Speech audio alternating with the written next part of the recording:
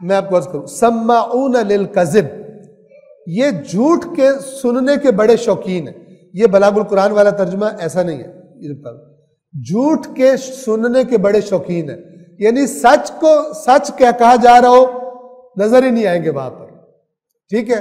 اور آج بھی آپ دیکھ لیں، جہاں پر بالکل کوئی سادہ بیان میں دین بیان کر رہا ہے، صاف صاف دین بیان کر رہا ہے، یہ نہیں دیکھ رہا لوگ خوش ہوتے ہیں، لوگ نعرے مارتے ہیں یا نہیں، تو ایسے بندوں کی بہت تھوڑے سے بندے آئے ہوتے ہیں۔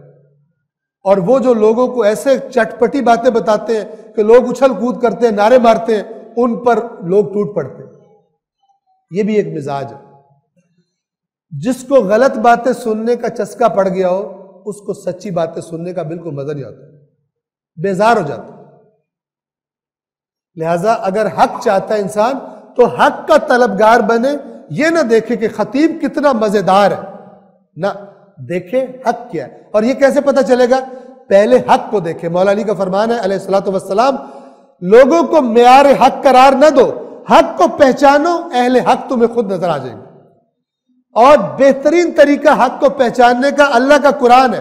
آپ قرآن پڑھیے، قرآن سے مانوس ہو جائیں، اس کے بعد دیکھیں جتنے لوگ معاشرے میں دین کی باتیں کر رہے ہیں، کون قرآن سے قریب تر بات کرتا ہے اس کی سنیں، اور جو ویسے چٹکلے لگاتا ہے اس کو چھوڑ دیں، چاہے جتنا بھی رش لگتا ہو اس کے پاس۔ یہ طریقہ ہے حق کو پھیلانے کا معاشرے میں، ورنہ باطل کا میک اپ ہمیشہ بہت خوبصورت ہوتا ہے، حق والے تو سادے ہوتے ہیں۔ حضرت موسیٰ کے کپڑے پھٹے پرانے ہوتے ہیں، فرعون کے کپڑے بڑے زبردست ہوتے ہیں۔ مکے کے کافر رسول اللہ سے کہتے تھے آپ کو کیوں نبی بنایا ہے؟ اتنے بڑے بڑے سیٹھ جائیدادوں والے موجود تھے، آگے پیچھے لوگ ان کے چلتے ہیں، آپ میں اللہ کو کیا نظر آیا ہے؟ حضرت موسیٰ کو فرعون نے کہا تھا آپ سے تو بات بھی صحیح طرح نہیں ہوتی، آپ کو اللہ نے نبی کیسے بنا دیا؟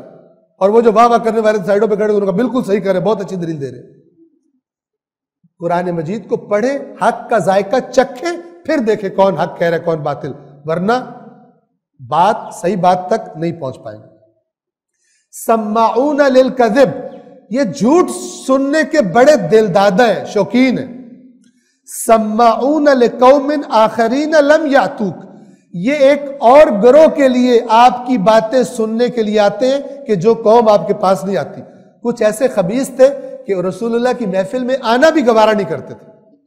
یہ ان جاسوسوں کو بھیجتے تھے کہ جا کے سن کے آؤ، پھر ہمیں بتاؤ، پھر ہم اس کے اندر کھچڑی بنا کر پروپیگنڈا کریں گے، کیڑے نکالیں گے، لوگوں کو گمراہ کریں گے۔